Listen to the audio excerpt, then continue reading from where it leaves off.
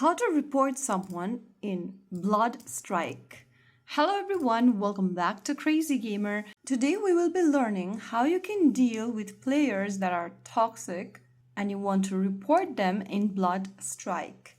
First of all, launch open the Blood Strike game on your device, and once you're inside, go ahead and find the player that you want to report.